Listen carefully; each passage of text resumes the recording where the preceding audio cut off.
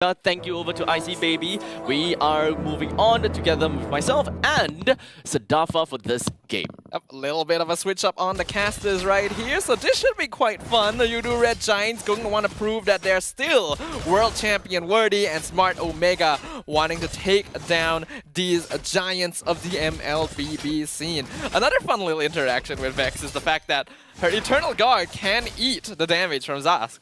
Oh, yeah, that does make a very fair point. In fact, whenever I'm looking at a Vexana in play, I would always want to see, you know, that very random Eternal Guard neutral objective steal. I don't know how that works out, but sometimes it may happen. In the meantime, here in the middle lane, Yums and Stormy seems to be wanting to be a little bit more aggressive in the middle lane, but albeit it is all just a little bit of a poke onto Yuki.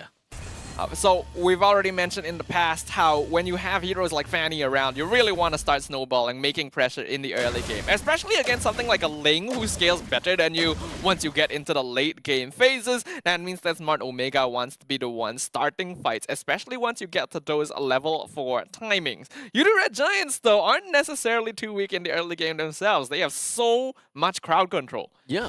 But do they have enough damage when it comes down to the mid stages of the game for them to really pave the way for the Ling? Or is Ling just okay in the mid stages of the game when it comes down to damage? That is always gonna be my question.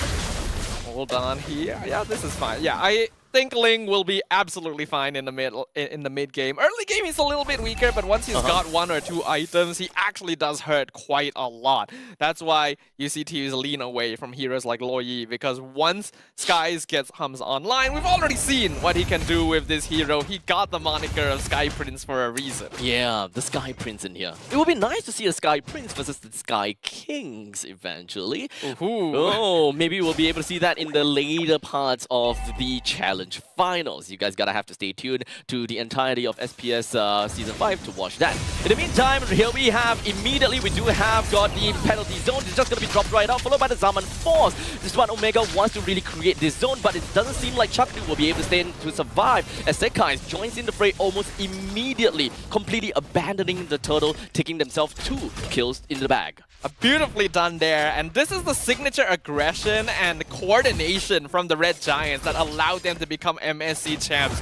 They knew, and they just went exactly for what they wanted, which was Andoryu. Unfortunately, he was very unlucky there, just getting hard focused by multiple members, and this guy's even picking up a kill on Chaknu. On top of that means that Smart Omega has already lost a little bit of that early game window that they want to play for. This really feels like a game that, at least for the Yudu Red Giants, is really reliant on the mobility of Sekais to jump into the fray, because it's understandable that when it comes down to Innocent as well as Cram, they are mainly executing more as a bruiser of the team.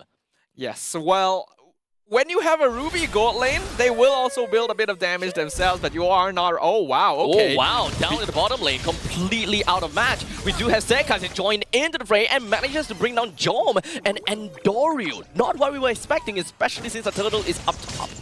And one of the reasons why we see Red Giants going for Ruby in the gold lane is for this, right? It means that there is no easy weak lane for Andoryu to get kills off of. And that makes this Fanny's life very difficult. Already 0-2-0, 4 minutes in, 4 kills for the Red Giants. Things are going incredibly one-sidedly. When I talk about global presence, this isn't the kind of global presence that I was expecting and I was mentioning. Yudu regions have very effectively and effortlessly split their forces in the top and the bottom lane. But speaking of the bottom lane, Innocent, what was that? Immediately gets himself right out of the hands of Chakru and Jom and Andoryu without half HP gone at all. Yeah, no problems, really nicely timed. And we have to note, while Ruby gold lane is not uncommon, this is probably one of the first times we're seeing Innocent do this. He is always going to be a carry player on heroes like the Rogers, so Red Giants doing this is very interesting. Oh, in the meantime, I do pretty much expect the Yudu Rangers will want to set up a comeback, or rather a fight, down onto Ryota. Bringing him down almost immediately, but the Dominator's Descent was also used. So quite a bit of ultimate has been used, but at least we still have got the penalty zone as well as the I'm offended for the upcoming few fights. Control of this game slipping out of the hands of Smart Omega. We can even see Cram down there. just yelling at their opponents in the middle of the game. You can see that the mood in the respective player desks are completely opposite. 5-0 in 5 minutes in the game. That is 1 kill per minute, and Red Giants is completely unfazed. What exactly do Smart Omega gonna have to do since they don't have anyone to easily kill? We'll talk about that in a short little bit, as we do have Smart Omega just gonna be jumping all the way down onto Red Giants, but it's not that easy because we've got Cram going in with the penalty, so they did manage to catch up the 3, but the Minoan's Fury from the side of Chapnu just gonna send everyone flying up. But speaking of flying up, Sekai over at the back is just going to be executing one person. He will definitely want to get a kill on a Yuke here. He manages to with a triple kill to his name, but unfortunately Andoryu comes in, swoop in for the kill, and ends his streak. Ooh, this is not quite over just yet. Stormy is gonna be the next one down to the hands of Andoryu, and Ryota even continues on onto Yumes, effectively bringing down 5 people in just one single team fight. Well, you asked what Omega needed to do to make the comeback, and I think that's a very good first step. Red Giants actually making a bit of a mistake, overstaying in that fight and feeding over a 6-kill streak over to Andoryu. That's a lot of gold bounty that this Fanny desperately needed. And this is going to give Smart Omega a foothold. It looked pretty good for Red Giants at first. They were able to deny Yumes going down, but I do think that they may have overcommitted a bit. It's just a single team fight. They have tilted the way over to the side of Smart Omega. One team fight, 5 kills plus 1 total. And we've got the gold completely neck and neck. That's definitely tough. In the meantime, what is that read coming from Cram? Ryums joins in as well. They are just going to be getting everything down on the Jom. They use everything that they can. Chapnu was hoping that he will be able to stop all of them before Jom went down, but unfortunately, a tad bit too slow. Really nice sequencing there as well. Having Cram scout the bush with penalty zone because it's a wider AoE so that Yumes knows where he needs to target so that they can fully lock down the Harif.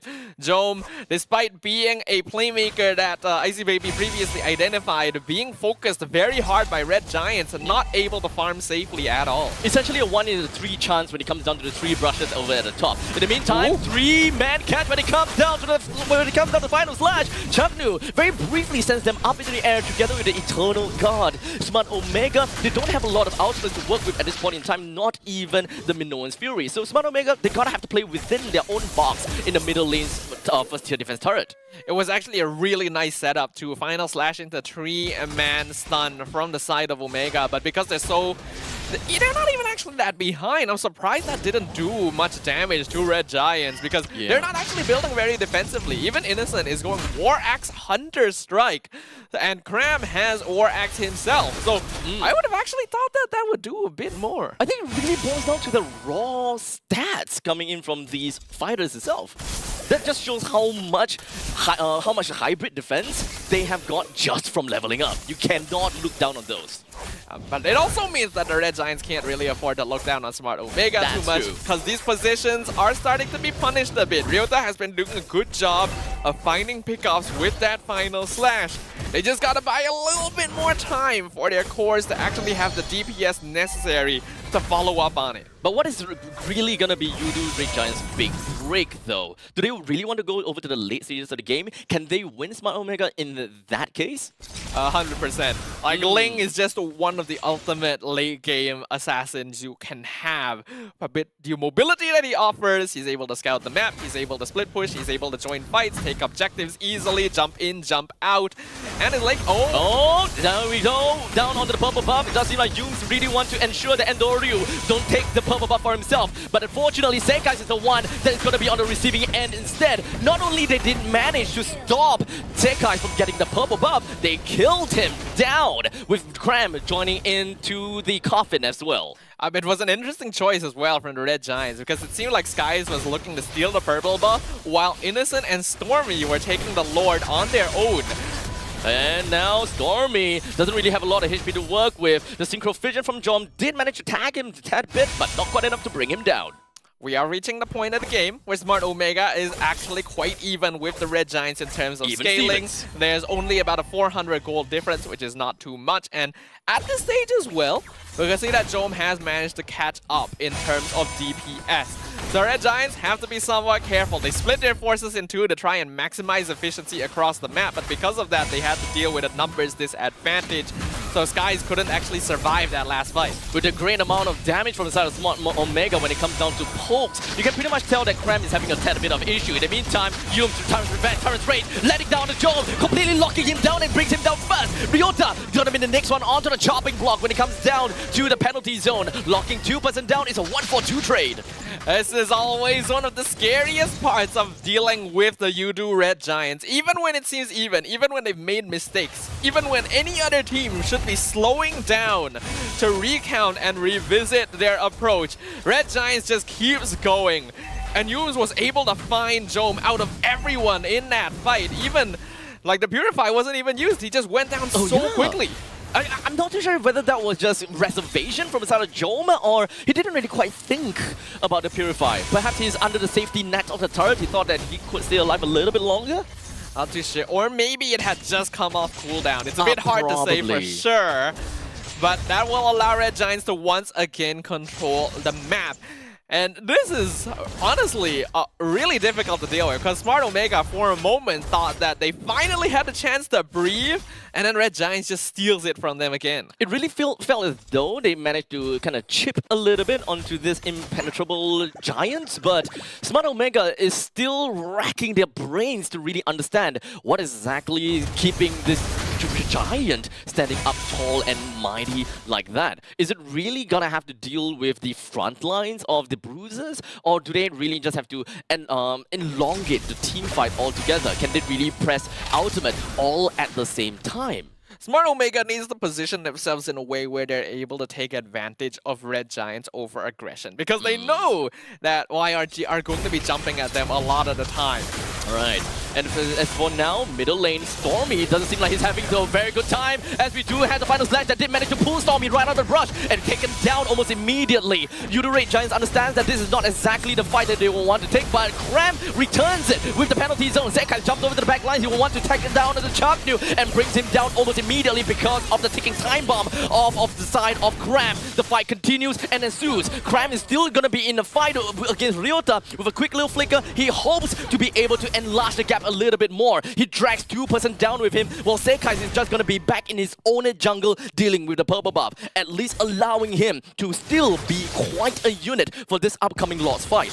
We're just seeing absolute chaos here. Skies even sidestepping the final slash. He did manage to bait out the Zaman Force though, and the final slash did not really work out on the Sekais. So that is a very beautiful 1v1 battle that Sekais immediately won. As Smart Omega, they played that well, honestly. They forced out the ultimate from Stormy and then realized he was a little out of position, so they got rid of him straight away and then forced Red Giants to take a fight where they were 4v5. And even despite all of that, Sky is still doing God's work. It's a very good stagger from the side of Yudu Red Giants, allowing Sekais to bring down the Lord all by himself. And now they gotta have to pull themselves back a little bit. Well, in the meantime, top lane, they are looking at a mega wave crashing down onto the inhibitor turret. A very rookie mistake from the side of Smart Omega while they're trying to challenge for the Lord. A really good macro again. So Red Giants setting up the slow push on the top side of the map while they're contesting the Lord on the bottom side of the map. And all of this right after they basically lost the fight in the mid lane. Cram now in the face of Endoryu. It doesn't seem like Endoryu will be able to do much over to the Cram, so it would take a very big 5v5 fight for them to be able to do remotely anything. With the Lord rating crashing down and pillaging whatever that they own, Sekais is down in the bottom lane. He pops to the Tempest of Blade just so that he will be able to iframe out from that final hit from the turret. It allowed him to stay alive for a tad little bit longer for that 1-for-1 jungle trade. All in all, Smart Omega, they didn't really manage to get much out of the Lord itself, but at least 50% of the turrets in the middle lane and the bottom lane in Hib has went down. And Doryu being able to force Skies into a 1-for-1 trade is actually very worth it for Smart Omega, because that Ling is going to make a big difference in this base push, and sacrificing his life basically allowed Smart Omega to make sure they didn't lose any additional towers. Because we have to note, Ling does a lot of damage, but the similar issue to Marksman is that he is very squishy. If he doesn't survive long enough to do it, then a lot of his pressure just gets negated. Eventually, Smart Omega would want to reclaim their control in their own jungle. As you can see, Chaknu attempting that at all times. whenever they have the chance. Especially since Endorio is so self-efficient, is so reliant onto the purple buff. They will want to grab that as much as possible. But Yudo Red Giants, as expected, with a 4-man bruiser comp, they would want to ensure that they would push Smart Omega all the way back home where they feel the safest. You could even see Skies coming in from the left, specifically jumping down just to poke Endorio once, so that the Fanny knew it wasn't safe for him to try and drive by the purple buff. There is a fear being implanted in the minds of Smart Omega right now. And even though the Yudo Red Giants honestly don't have that much of a goal lead over their opponents, the difference in pressure is night and day. You can pretty much expect that Yudo Red Giants, whenever they are posturing up for something, you can pretty much expect that the set guys is encroaching. But for now, Zaman Force, as well as the Minoan Fury, a lot of people just gonna be flying up right into the sky. Chaknu continues on with the extended long crowd control,